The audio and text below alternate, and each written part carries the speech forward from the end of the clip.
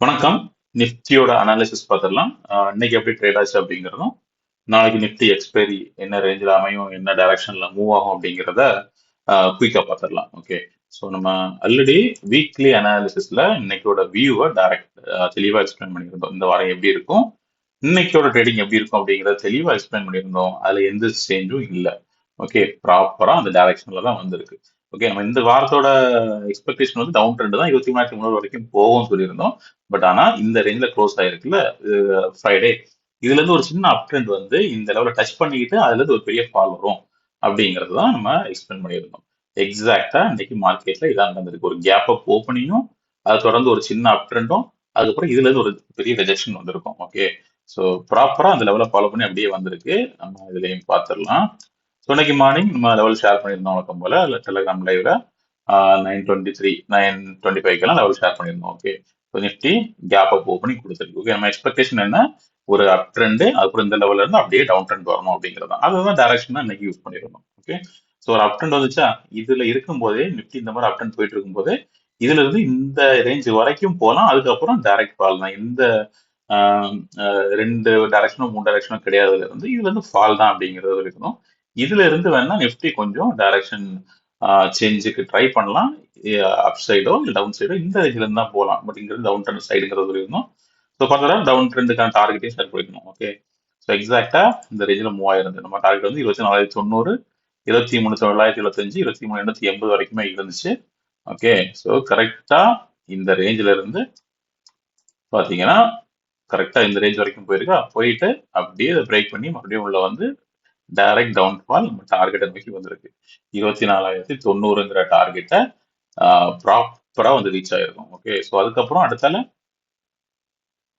இந்த டைரக்ஷன் கொடுத்துருந்தோம்ல, இது இந்த டைரக்ஷன், இதுல இருந்து தான் ஒரு சைட் வேஸ் நிஃப்டி எடுக்க ஆரம்பிச்சிச்சு. ஓகே, ஸோ இதுல இருந்து ஒரு சின்ன சைட் வேஸ் எடுத்து இதுல போகும்போது கூட மறுபடியும் எக்ஸ்பிளைன் பண்ணியிருந்தோம். இங்க இருந்தும் மறுபடியும் டவுன்ஃபால் தான் டுவர்ட்ஸ் இந்த டார்கெட் அப்படிங்கிறத கரெக்டா அதுதான் நடந்திருக்கும். ஸோ இதுல இருந்து அப்படியே டவுன்ஃபால் தான் தொடர்ந்து வந்திருக்கும். ஒரே கேண்டில் அப்படியே எடுத்து வந்திருக்கு. 24,900 டைம் வரைக்கும் இந்த டார்கெட்டும் பர்ஃபெக்டா ரீச் ஆயிருக்கு. ஓகே, ஸோ ஃபர்ஸ்ட் டார்கெட்டும் ரீச் ஆயிருக்கு. செகண்ட் டார்கெட் கொஞ்சம் பக்கத்துல வரைக்கும் தொடர்ந்து நம்ம டவுன் ட்ரெண்ட் தான் எதிர்பார்த்தோம். இந்த இதுல வந்து இந்த ரேஞ்சில் மட்டும் ஒரு சின்ன சைட்வேஸ் இருக்கலாம் அப்படிங்கிற சைட்வேஸ்ல அப் ட்ரெண்ட் இது வரைக்கும் மறுபடியும் போலாம்னு எதிர்பார்த்தோம். சரி, அதுல வந்து ஒரு சின்ன சைட்வேஸ்லயே மூவ் ஆகிட்டு டார்கெட்டை நோக்கி, செகண்ட் டார்கெட் நோக்கி 23,975, 24 வரைக்குமே நிஃப்டி வந்திருக்கு. ஓகே, இது வரைக்கும் இந்த ரேஞ்ச் வரைக்கும் வந்திருக்கு. இந்த ரேஞ்ச் டச் பண்ணல. இதுல இருந்து சைட் வேஸும் ஒரு சின்ன அப் ட்ரெண்டும் மறுபடியும் கொடுத்துருக்கு. ஸோ ஓகே, ஸோ ப்ராப்பரா நம்ம என்ன எதிர்பார்த்தோமோ அந்த ரேஞ்ச் வந்து நிஃப்டி ப்ராப்பரா வந்திருக்கு இன்னைக்கு. எப்படி ஒரு அப் ட்ரெண்டு நம்ம என்ன எதிர்பார்த்தோம், இங்க இருந்து இதுல இருந்து அப்படியே டைரக்ஷன் இது வரைக்கும் போய் இங்க இருந்து ஒரு ஃபால் வரும்னு எதிர்பார்த்தோம். கரெக்டா, இது நிஃப்டி 1 ஹவர் சார்ட்ல வச்சிருக்கேன். ஓகே, ஸோ ஃப்ரைடே நம்ம எக்ஸ்பிளைன் பண்ணது இதுல இருந்து இப்படி அப் ட்ரெண்டும், அதுக்கப்புறமா டவுன் ஃபால் இப்படியே வரும்னு எதிர்பார்த்தோம். இதுல பாதி முடிஞ்சிருச்சு. கரெக்டா, ஸோ இந்த அப் ட்ரெண்ட் இது வரைக்கும் டச் பண்ணிடுச்சு. அப் ட்ரெண்ட் இந்த இடத்துல கரெக்டா ரிஜெக்ஷன் வந்துருச்சு. தொடர்ந்து டவுன் ட்ரெண்ட் வர ஆரம்பிச்சிருக்கு. ஓகே, ஸோ இப்போ 24,000க்கு மேலேயே நிஃப்டி கம்ஃபர்டா சப்போர்ட் எடுத்து க்ளோஸ் ஆயிருக்கு. பட் ஸ்டில் இப்போதைக்கு என்னோட வியூ வந்து பேரிஷ் தான். நாளையோட எக்ஸ்பைரியும் டவுன் ட்ரெண்டா தான் இருக்கிறதுக்கு வாய்ப்புகள் இருக்கு.